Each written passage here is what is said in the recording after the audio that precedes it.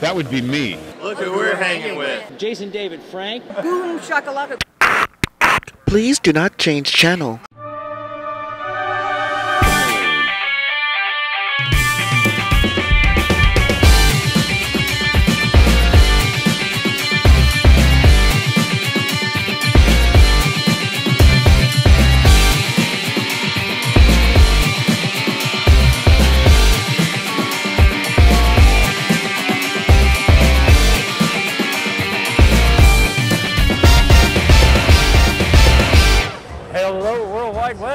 Welcome to the Hangin' With Web Show. I'm GW Pomichter. We are at Fandom, Kissimmee all day long, and right now we're hanging with comic creator Mark Darden, otherwise known as the Guano Guy. Yeah. Because he writes Guano Guy.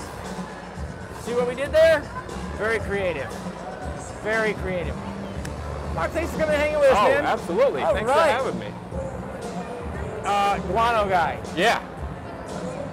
What can I tell you? Yeah, what can you say? It's, you know, where did this come from, man? Yeah, when I got out of the military, and I'd always loved comic books and had written all through childhood, all the way till I was 20 years old, really wanted to get back into writing and loved comic books, and I saw that web comics were becoming a thing. So I jumped in on that. And awesome. Spent a year coming up with ideas, crafting stories, and then started working with an artist and put up as a web comic, and did that for a year and a half, and then put together a physical issue to start shopping around the companies. Wow, that's fantastic. Where did this idea come from? I really liked comedy. Okay. At first I was trying to make a dark and brooding book and realized that was not me. Just wasn't feeling it. Yeah, I didn't have anything for it, and I started writing jokes and coming up with silly characters. I really realized that the dark wasn't for me because I had no villains. And once I started thinking about silly villains, I was filling it out no problem. So the sillier the villain, the more Mark likes it. Yeah, I wrote tons of gags and ideas, and it really just fell into place. Now, as far as paper comics goes, this is the first issue? Yeah, this is the first issue. I've got 4 so far, and a 5th one is actually just coming out. It was successfully kickstarted just a few weeks ago. So last few things have to fall into place, and issue number 5 will be hitting press. It's actually 40 pages, so really it's issue 5 and 6, but wow, it just came together as one big issue. What'd you do in the service? I was an air traffic controller. Yeah. All right. What branch? The Army. Army? Yeah, I'm in an aviation school right now that I'm completing. I was actually doing this and that at the same time, so I'm about to finish up that school and go back to air traffic control, and I'll write comics at night when I get home. Wow. It's gonna be a busy guy. So don't get tired writing. Yeah. That's all I'm saying. Just it's a thing. Yeah. So do you do your own art, or? So that's the thing I don't do. Okay. I write the book and create it. Okay. And then I work with artists. And luckily, I am somewhat of a salesman-y guy. I like going out and talking to people and shaking hands and kissing babies. I got a degree in political science. So at one point I thought... Thanks, Guano Guy. Anyway. Yeah. At one point I thought I might do politics, so, talking to people, and plus in the military I had to yell at people. So there you go. It's helped. So the artist can stay home and they can be busy drawing. My entire parenting life. If it wasn't for PLDC, I couldn't have parented. Oh, yeah. I think the front-leaning rest might be a good training technique. It is a good training technique, and it sure saves. Back in our day, all I could think of is mom and dad must have had a sore hand, because I was in trouble an awful lot. So I thought, you know what?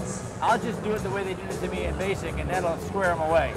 It seemed to work. They're all off doing their thing now. So, give us a kind of a one sentence or a 1 paragraph blurb on Guano Guy. Yeah. Sum it up. 5-second pitch. Yeah. Seinfeld with superpowers, or Disney Deadpool.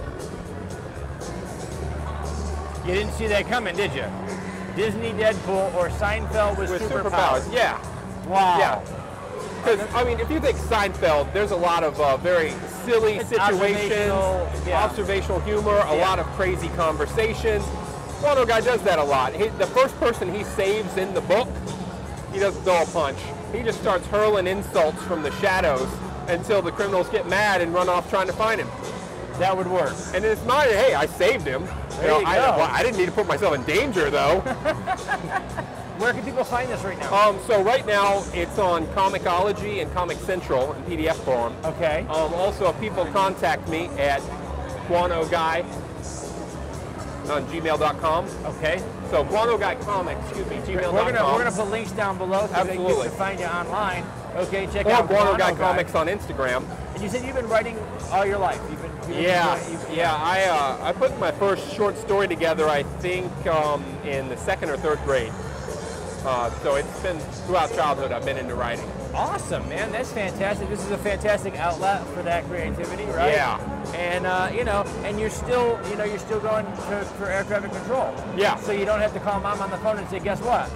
See, because when I authored my first book, that was like, okay, I can't hide it anymore, Mom. I'm a writer. That's it, you know. So you're writing issue. You got 4 issues now.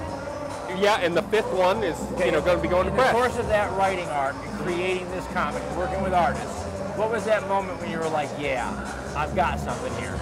I still get those moments. Yeah.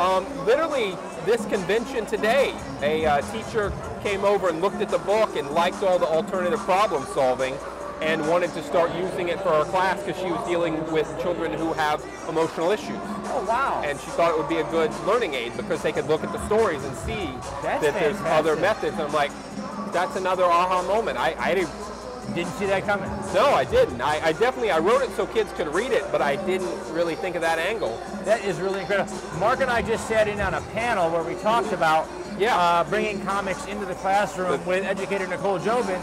Yeah. And somebody's going to be bringing this into the classroom. And then it happened. It's like that. When you come to one of these conventions, you never know what's going to happen next.